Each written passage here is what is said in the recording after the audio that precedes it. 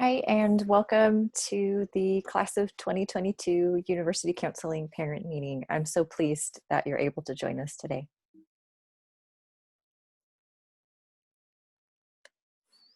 My name is Elisa, and I am your child's university counselor. I have been with ISV since 2018. I'm so excited to be working with your child this year. Unfortunately, I am outside of Vietnam and unable to return, but please do know that I intend to be back as soon as I can. In the meantime, if you have any questions or concerns, please feel free to email me.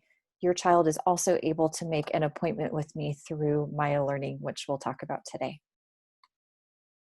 Today, we'll talk about best fit for choosing universities, applications around the world, and also how you can help your child to be successful in their application process. maialearning is the career and university guidance platform that we use. Every student has an account, and you can also have an account. Please feel free to click on the parent account video. It will give an overview of all of the features of maialearning that we use on a regular basis. Do also know that if you are a new family, you will be getting your login information very soon.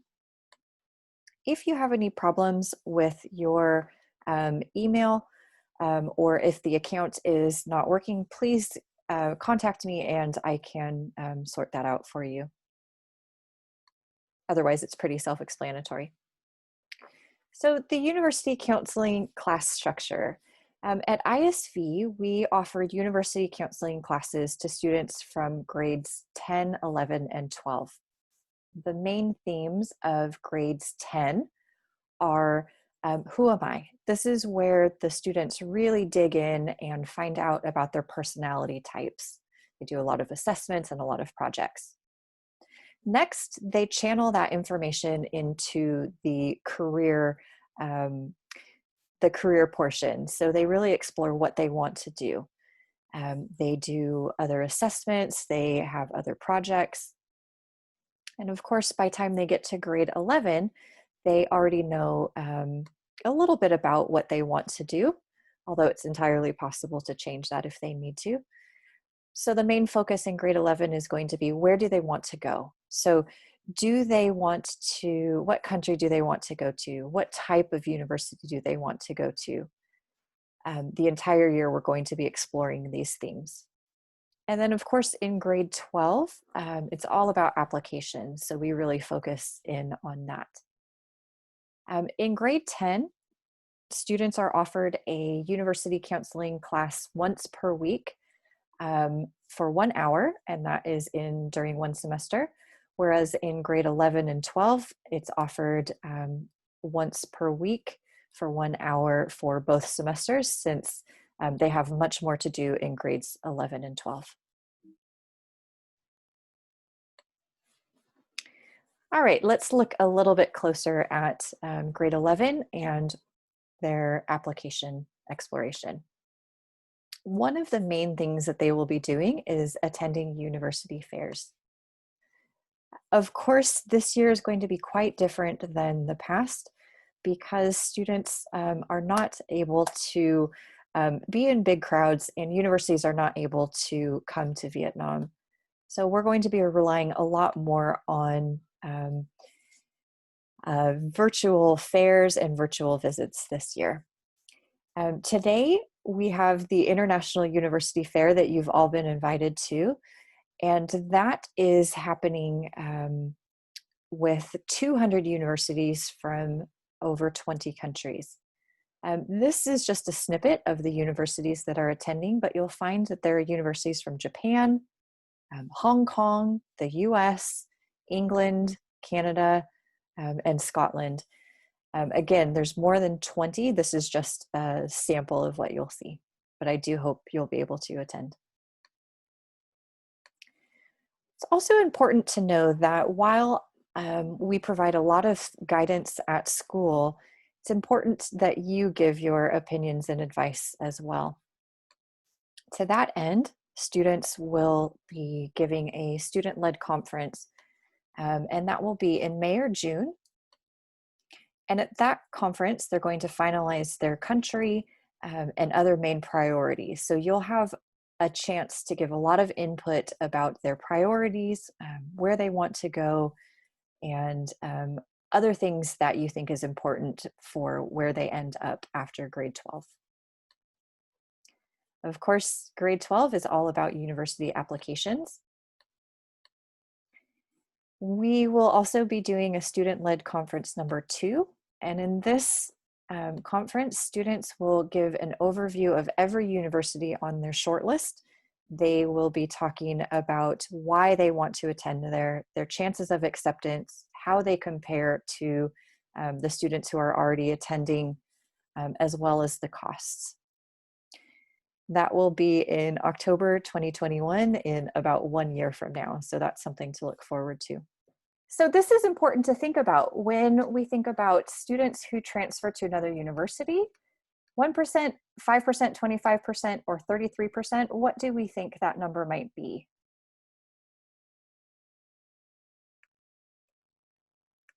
The answer is actually 33%. So about 1/3 of students will transfer to another university. That is very important to be aware of because that will obviously cost your child a lot of time and a lot of money. So the idea is that they will really know themselves and what they want to do and what they want to focus on and what their priorities are before they go to university, so that they don't have to spend extra time and money, and that they're quite happy once they get there. You may not be aware, but there are actually over 26,000 universities in the world. Of course, I might know a lot about some universities, but there's no way that I can know about 26,000 of them. So my job is actually to help your child to find the best fit for them and to help them to research what they are looking for and how to match that to universities. Some of the factors that we want to consider, one of them will be the location. Does your child want to be in the middle of a city, or do they want to be far away, away from noise and pollution, or somewhere in the middle? Weather is going to be very important for Hanoian students in particular. They might not like the cold. So Canada might be hard for some of our students, or they might want to get away from the heat because they've been in the heat for so long, and they might love a place like Canada. Of course, you want to consider the length of the flight. Do you want a direct flight to that university, or there might be a lot of layovers in the meantime, making it quite long? Also want to consider distance from home.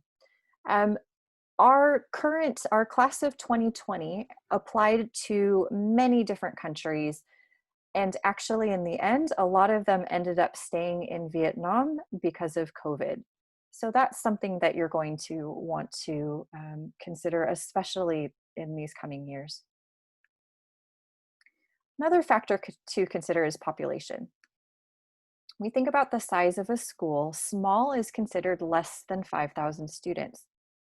In this type of school, there's really a sense of community. Students can walk around campus and recognize a lot of faces. There's a lot of intimacy. They probably know their professors very well. In fact, students that come from schools like ISV tend to do very, very well in small schools for the reasons that Colin had described in his session. A mid-sized school might be between 5 and 12,000 students. Of course, a large school will be more than 12,000. An extra large will be more than 34,000. Some of them actually go up to 60 or 70,000. Of course, larger universities will be able to support a lot of sports sessions and a lot of big activities. But don't let that fool you. Small schools also have a lot of activities that students can join. And again, with perhaps a more sense of community. You also want to think about how many international students the school has, as well as do they have Vietnamese, Korean, or other communities, particularly for times when they miss food or they miss the comforts of home. Another factor is social. So do they want to be at a school that has a lot of school spirit, where students are really excited to be there? There's a lot of sports events, they wear school colors. Do they want to be at an all women or all men school, or do they want to have mixed genders? Also, do they want to be at a school that's very religious? Some are very religious, and some are religious in name only, where it's not a big part of the life on campus.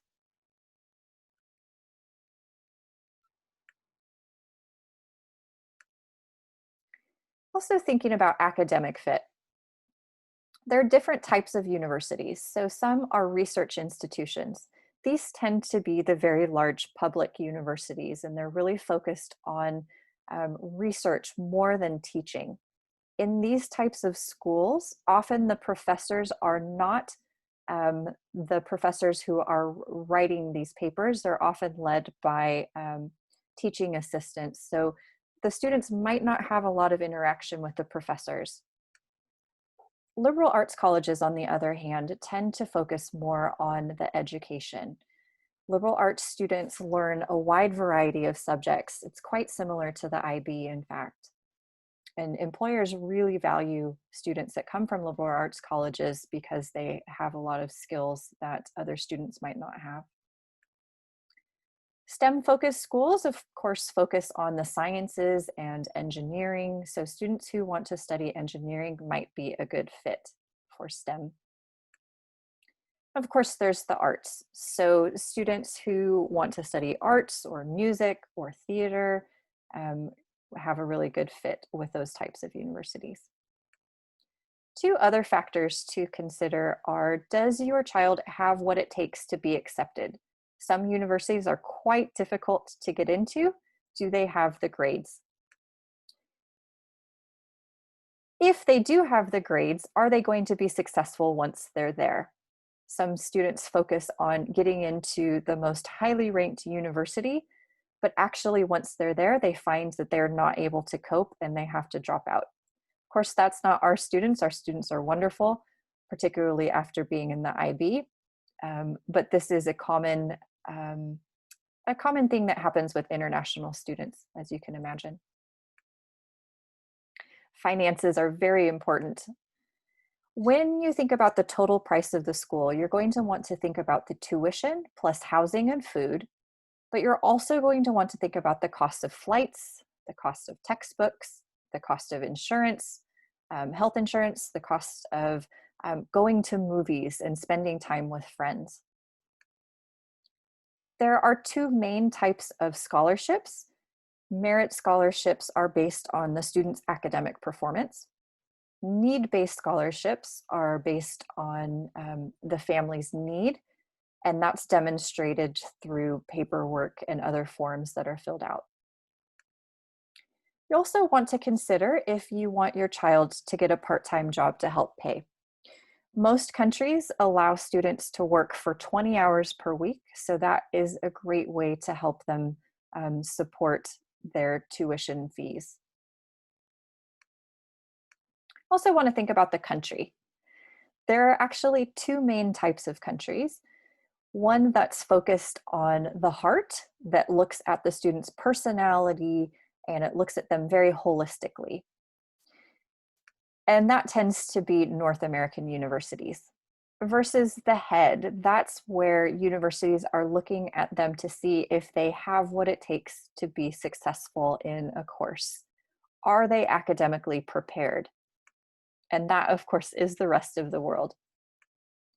So more specifically, North America focuses holistically. So the applications are going to ask about what the student's personality is like. The rest of the world, again, is focused more on whether the student will be successful in the course. North America has a major. That means that they have about 2 years to figure out what they want to study and take general classes before they focus in on a major where that's what they're studying for the rest of the time. Versus the rest of the world is taking a course or a program, and they're really focused on that straight away. They don't take any other kinds of classes usually. Of course, North America, you can be undecided when you enter. So students who have no idea what they want to study can be a great fit for North America. Versus if they do have an idea of what they want to study, they're certain about that and they're ready to get going, then a course in the rest of the world in another country would be a great fit. North America focuses on extracurricular activities. So a student will be very successful if they take MUN, they play basketball, and they volunteer to tutor IGCSE classes. It doesn't necessarily relate to what they want to study. Versus co-curricular activities means if I want to become a physician, it's a good idea for me to volunteer at a hospital, but it doesn't necessarily matter if I play basketball or not. North America offers a 4-year degree, whereas the rest of the world offers a 3-year degree. Now, of course, this is a very general overview, so you're going to find differences in both of these areas. Often there are 4-year degrees in the rest of the world, but this is just a general idea. So next, let's talk about applications around the world. Here are some of the common application portals that you're going to become very familiar with in the next year. Our students tend to apply to 4 countries most commonly, so that's what we're going to focus on today. However, they also apply to a number of other types of countries, and they will have instruction on those, but they don't necessarily apply to everybody. Australia. Australia has 41 universities. They offer a 3-year bachelor's degree. Of course, the students will be applying directly to the course that they want to study. They have 2 intakes. July is semester 2 and February is semester 1. Australian students will be starting in February. So the application deadlines. For the July intake, the application deadline will be around May. Of course, they will not have their predicted grades they will not have their final grades at that point because they will be released in July. So students will be applying with their predicted. Now, it's important to remember that the predicted grades must be 3 points higher than required. So if a student wants to study commerce and the requirement is 36, they must have a predicted grade of at least 39. The February intake, that application deadline is October. Of course, the students will have their final results by then, so that's what they will apply with. We strongly recommend students to apply for semester 1 in February. The reason why is because students will be taking their IB exams in May. They will be very stressed from that because they will be studying very hard. And they will then have a very short time to prepare for a whole new life overseas. Versus if they apply in October for February, they will have a long time to prepare for their life overseas. They'll have a gap semester essentially. Students during that time have learned how to drive cars, they have gotten part-time jobs, they've learned how to do laundry, and have come up with other great skills that really help them in their university life. So that's what we recommend for students applying to Australia. The application process is quite simple. It's actually the most simple application process of any. Students apply to individual universities with their DP scores and also their TOEFL or IELTS. If students don't meet the requirements for some reason, there are alternative entries available. UK and North America are not quite so simple. Universities look very closely at academic performance. For the UK, they look exclusively at the IBDP exam scores as well as IGCSEs. However, in the USA, they look specifically at teacher grades. Yes, exam scores are important, but teacher grades are more important. So do keep that in mind, that your children should be working very hard in class and not just focused on their final exams. They also consider the strength of curriculum. That means, did they choose to challenge themselves with the classes that they're choosing? Or did they take an easy route? That's not looked upon very highly at any university. This information will be seen in transcripts. Transcripts they are a document that contains the classes that the student is taking as well as all of the teacher grades. Transcripts are sent to every country, universities in every country, with the exception of the UK. The UK gets information from another source. Exams are also very important. Curricular exams, including IGCSEs and IBDP, will be sent to all countries. Of course, the SAT and ACT is unique to the USA. TOEFL and IELTS are accepted in all countries as well. Accepted and expected. We'll talk about that in just a minute. We talked about co-curricular activities and extracurricular activities and the difference between the two countries. Essays are also very important. In the UK, they are asked to write a personal statement. In the USA, they write college essays and supplemental essays. Of course, letters of recommendation and references are also a big part of the application. In the UK, it is a combined letter from all of their teachers. In the US, they'll get 2 letters from teachers and 1 from me. Of course, this will describe their personality, which, as we know, is more important for the US, but it's also slightly important in the UK. Optional elements include any kind of portfolio or audition. If an interview is offered, I highly recommend students to do that. There's also an opportunity at some universities to send in a CV or resume, so students will be prepared with that in grade 11. Of course, you will be helping with financial forms, and I will be sending many other reports and other documents to the school to give context. So let's go deeper into some of these factors. Letters of recommendation and reference. Students are asked to write a brag sheet for each teacher and counselor that they ask for a letter of recommendation from. This is a chance for them to really brag about themselves and why their teacher should say very nice things about them in their letter of recommendation. In the UK, as I mentioned, the reference will have comments from all teachers, and then I will combine those into one letter. In the USA, they come from 2 different teachers that should be in 2 different subject areas. It's also important to know that ISV will never release recommendation letters directly to students. That is actually in the best interest of the students, because universities trust the letters much more if they know that the students haven't seen the letters.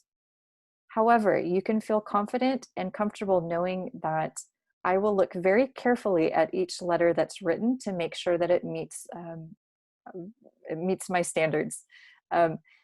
Every letter that will be sent to a university will be favorable. That means that it will only enhance the application. It will not detract from it.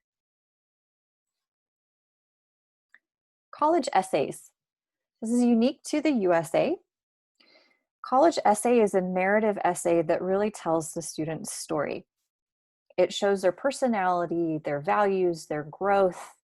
It usually tells a story about an obstacle that they've overcome and how they've grown from that. Usually the most difficult part is finding a topic, and the rest of it actually is easier. There's a college essay workshop that's offered in semester 2 where I will go over all of the facets of the college essay. And then students are expected to write that over the summer so that they can come back in grade 12 ready to go. Personal statements. These are expected from the UK, but they're also expected from many other countries as well. Personal statement is a very highly structured essay that basically shows why they're a good fit for the course. It talks about the skills that they have, the knowledge that they have, what kinds of things they've pursued in order to be more knowledgeable about that. As Mr. Collins said, for the extended essay, it's a great idea for students to write a topic about what they are planning to study. One of the reasons why is so that they can find out if that's a good match for them.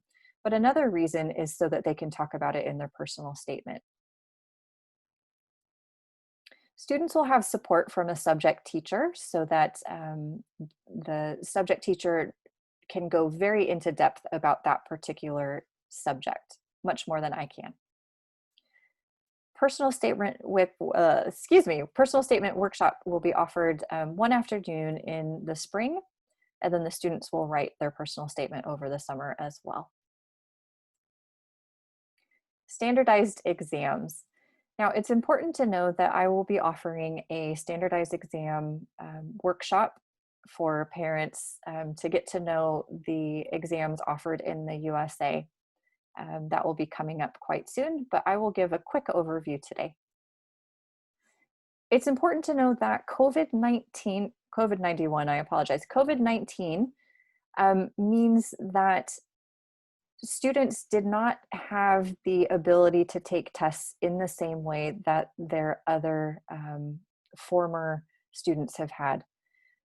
Therefore, most universities are going test optional for 2021, meaning they will not consider it as a part of the application, or it's not required. So this is a very big change that's happening as a result of the coronavirus.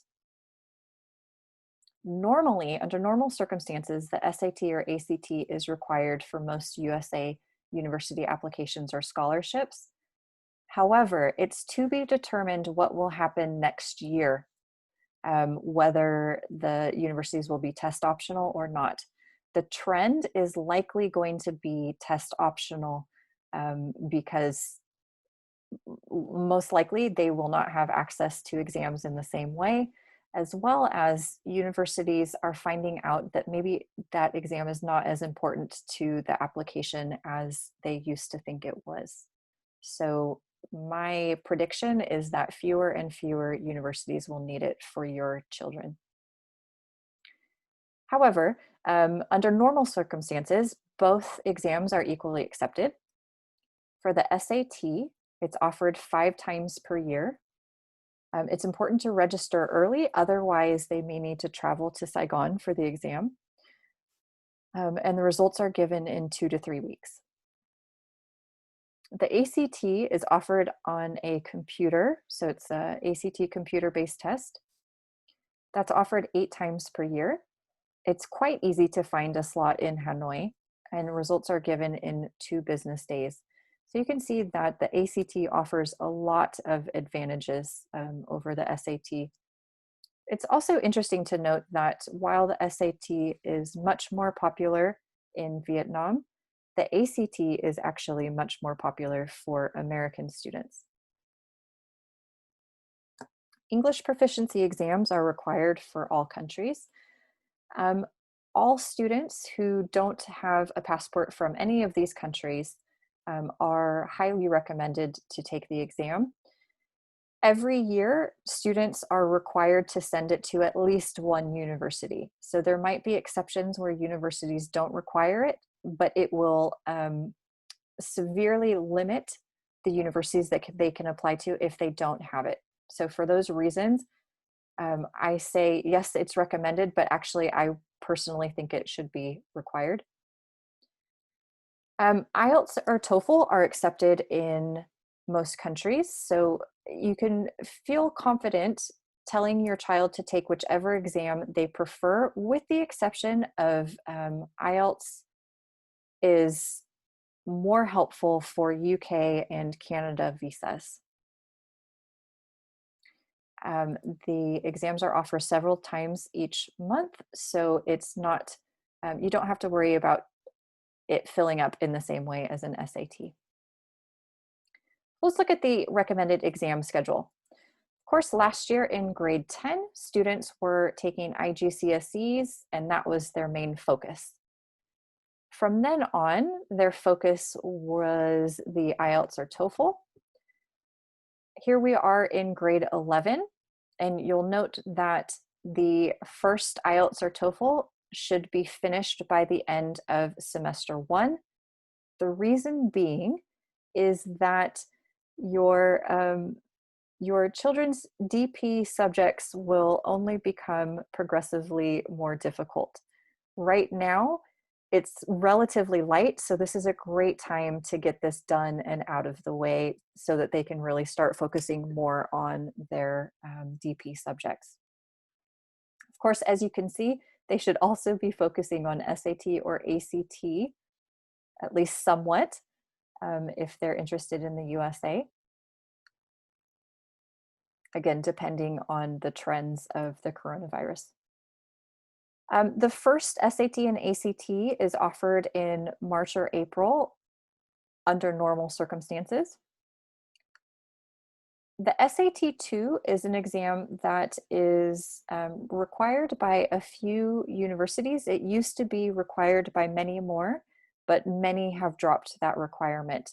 However, if your child wants to take the SAT-2 to be more competitive, it's best to take that in June after material has been learned in class, so that they can study less, so that it's not such a burden.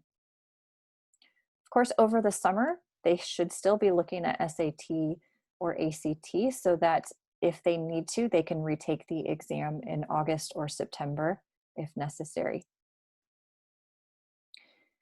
Looking forward, they're only going to be focusing on the IB-DP exam. The reason why is because in November or December, their applications are complete.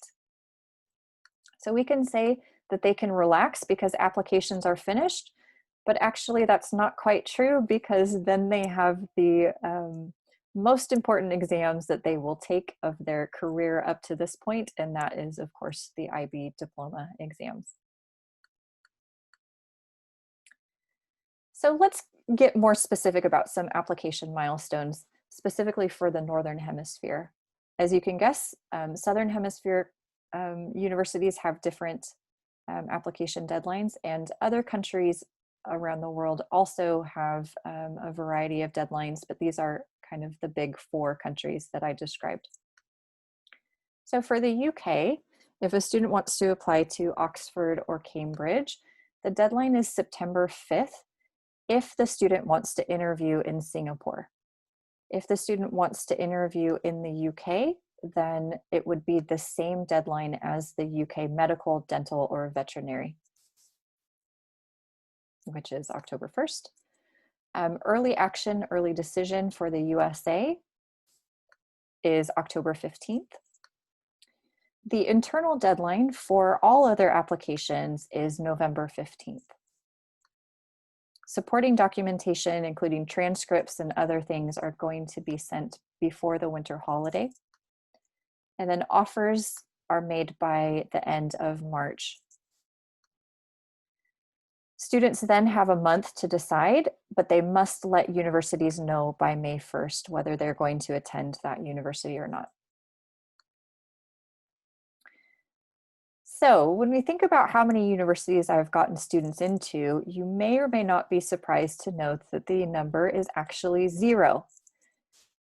until you realize that the students actually do the works to get themselves in. I'm not the one that's doing the work. I help to support them and encourage them and to help them to prepare in ways that I can, but they are the ones that are actually doing the applications.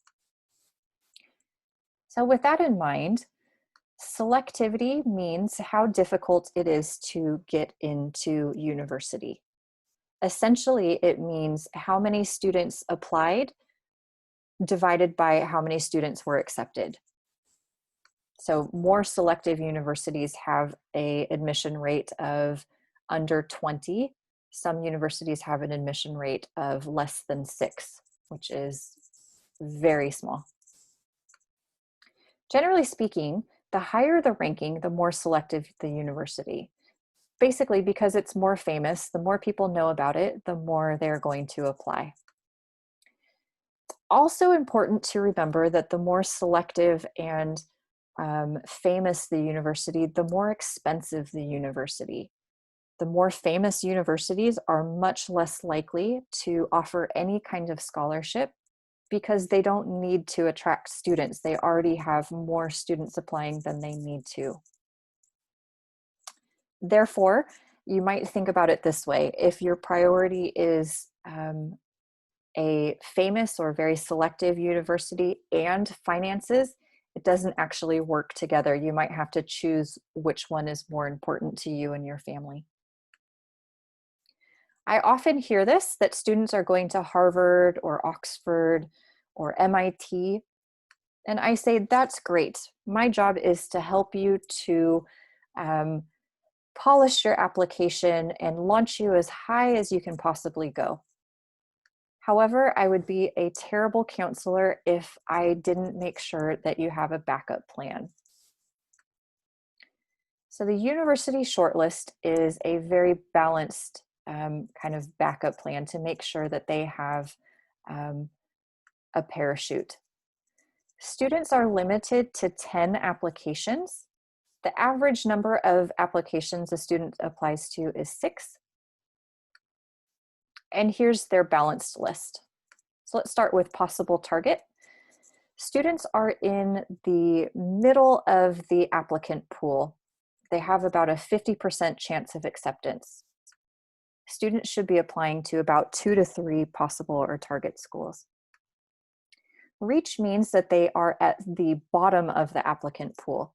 They have about a 25% chance of acceptance. Of course, acceptance rates of less than 20 are always considered reach. So a highly selective school will always be a reach school just because there's so many applicants. Of course, students should be applying to 2 to 3 of these as well. And then these are considered maybe the Harvard or the Oxford or the MITs. These are far reach schools. I encourage students to sometimes apply to these because they might really regret it if they don't. So for example, this year, a student is applying to Yale because she thinks that what if she might always have sadness if she never knew what would have happened if she applied. So I said, great, no problem, give it a shot. Likely schools might be the most important schools. That's where the students are at the top of the applicant pool. They have a very good chance of acceptance. They also have a very good chance of scholarships because these universities want to attract students like these. Students should again apply to 2 to 3 of these universities. It's also important to be realistic. So if a student tells me their shortlist has mostly far reach or reach universities, I make sure that they have some parachute likely schools. Remember that likely schools equals scholarships. It's also important to consider a financial safety. So a university where you know that you'll be able to pay quite easily. Because of coronavirus, our class of 2020 who applied to many universities around the world, many of them are actually going to stay in Vietnam, and that's also a trend in 2021. where initially they told me they wanted to attend universities in Canada or the US or in Europe. And actually now they're applying to more and more Vietnamese universities. I'm sure as parents you can appreciate that. All right, let's move into how you can help your child. We have a lot of resources in the University Counseling Office. First is maialearning. So please use maialearning to be aware of your child's plans. I ask them to use it regularly so you can see what they're doing. I've also given you a hyperlink to the ISV University Counseling website. It has a whole lot of information about many, many different topics. Also has a specific page dedicated to parents. I will send a university counseling newsletter every winter and summer holiday, so you can expect that. Please read that very carefully. It gives a lot of information about what your child needs to do over the holiday and in the upcoming semester. For new families, these are students who have not attended ISV from grades 9 through 12. You will be expected to give an official transcript from previous schools. This is only needs to include grades 9 through 12, except for Korean applicants who need transcripts from younger grades. If the transcript is not in English, you need to have an official translation and notarization. Also, if the former school offered IGCSEs, students need to bring in their certificates so that we can scan that, because we will be sending those to universities along with their transcripts. Please bring that by semester 2, which is February 18th. Of course, I will send a reminder, but this is just to help you to get prepared. Upcoming events, of course, I will be offering an SAT or ACT workshop. In May or June, you will have a student-led conference that will be about deciding priorities. Of course, in September, 1 year from now, you'll be attending the grade 12 parent meeting. We'll be talking about how to prepare for applications. And in October next year, your student will be giving a student-led conference number 2, where they go over their shortlist. Of course, today is the International University Fair. I hope you're able to attend that. Tomorrow at 2:30 is the Study in the Netherlands session. That will be online. September 25th will be Study in the USA, and I have just learned that the representative will be in person. So you're more than welcome to come in person to hear about that. October 9th will be the Study in the UK session, and that will be in person, given by a student who is a expert on studying in the UK. It's also important to have honest conversations.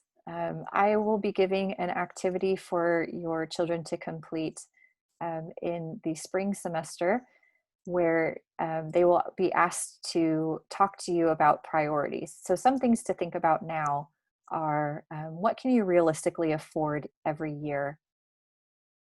Do you want your child to work while they're at university? Also, values. What's most important for you when you consider your child's university experience? Which countries do you want them to attend? And what type of career do you think your child will be happy with? Of course, finances are very important. Application fees are not cheap. The average application fee is about $60 US. So times 10, that can definitely add up. You may also have to pay for exam results to be sent. That's specifically referring to SAT or ACT or TOEFL. We'll also be asking you to fill out financial documents, bank statements, and things like that. Of course, I will be helping you along the way. For USA applicants, the ISVA and CSS profile is a very important part if you plan to ask for financial aid. The ISVA is the International Student Financial Aid application, and the CSS profile is another application that will help the universities to have a very clear idea of what your financial situation is like. Of course, the best way to help your child is to contact me if you have any questions or concerns about how they're doing or how they can be better planning. The question I like to leave families with is, what is the answer to almost every university counseling question? We touched on that already. The answer is, it depends. So sometimes it's difficult for me to give an answer to one parent that applies to everybody else, because ultimately every child is different. They have different unique needs and desires and places where they're going. So probably I will tell you it depends on your child's situation, but I'm more than happy to answer any questions that you have, either via the chat box or through the microphone in person.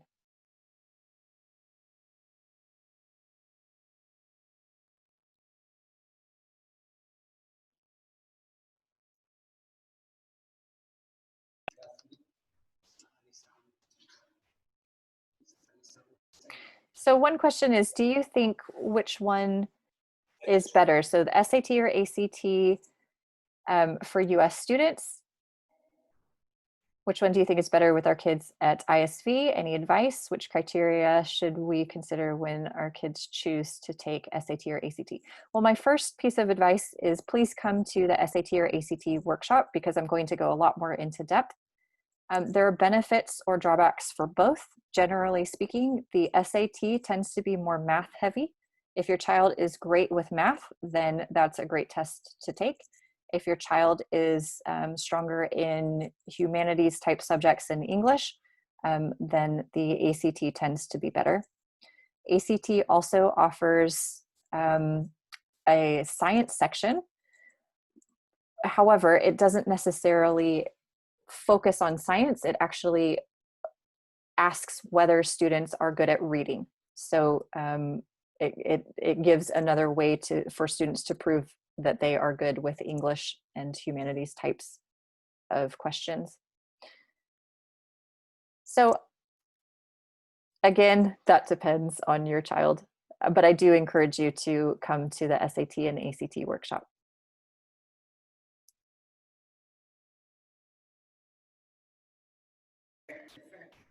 Miss Lisa, I've got a question here from Jenny's dad. Great. Hi. The timing for the fair is US time. I'm so sorry, it's quite difficult to hear. Is there any way to call in to use a microphone?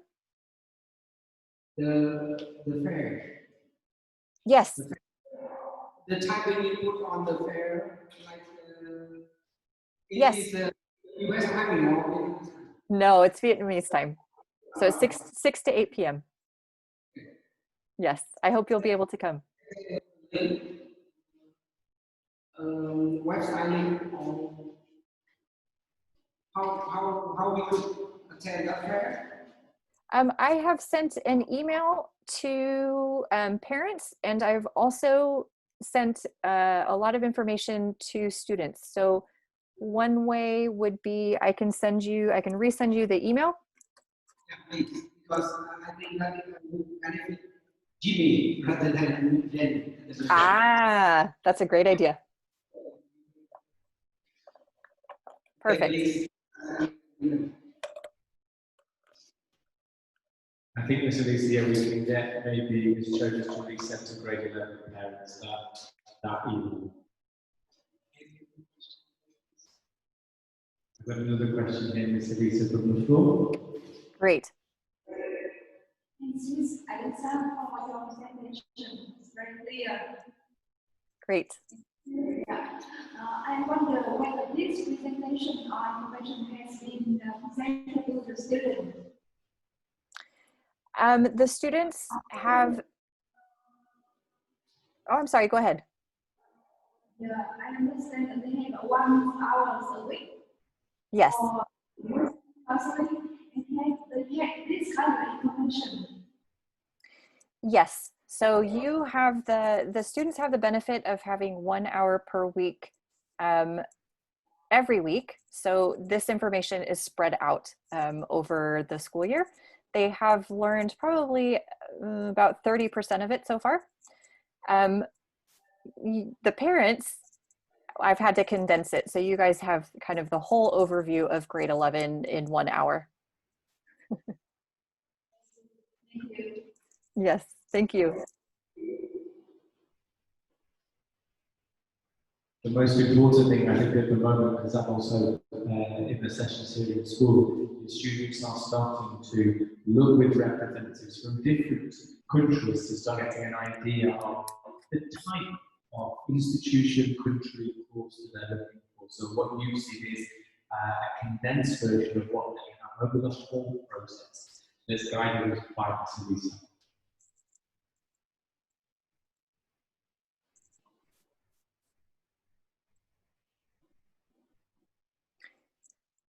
I also have a question from somebody online.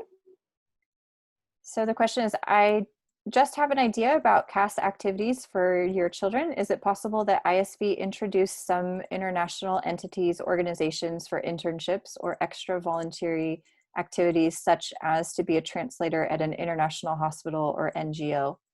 If yes, what should the kids do and what should we as parents do? Or would ISV have any plan for helping our children to lead, hold, take part in any advisable CAS to improve the persuasiveness of our kids' docs? Colin, would you like to answer that? Obviously, anything CAS related, Mr. Thierry, who's the CAS coordinator, you can email him, email the secondary office. First of all, if you have any potential internships for students, but also for any ideas for CAS. Obviously, each student's CAS is individual to them, and if we do have anyone that's wanting to do not just for CAS, but internships to raise their CV or profile, then obviously we will see how we can support that in school.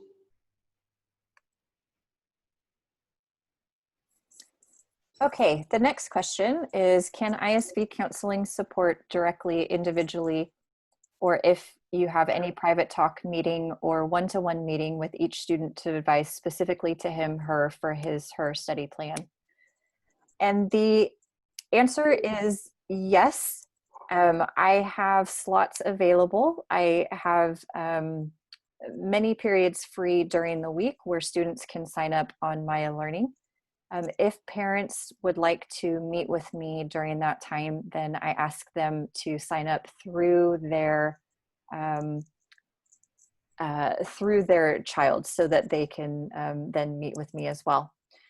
As part of the university counseling program, I do have meetings scheduled with each student. So I've already met with all of the students that have been at ISV about their career and what they want to do. It was called a Who Am I meeting, where I got to know about their personality, what they're looking for, what their favorite extracurricular activities are. And then we'll build on that more and more as the semesters go by. But yes, if you want to meet with me, I'm more than happy to meet with all of you.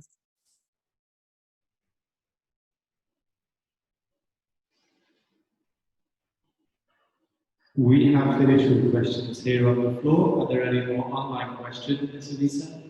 Not at this time. So I think it is time to say thank you very much, ladies and gentlemen, in here as well as online. Thank you to Ms. Elisa for that presentation, and thank you to Ms. Cho and Ms. Jin Young for the translations that you've been doing online. Thank you very much, everybody. We will be resending these presentations to you, along with any extra information you have. Thank you. Thank you.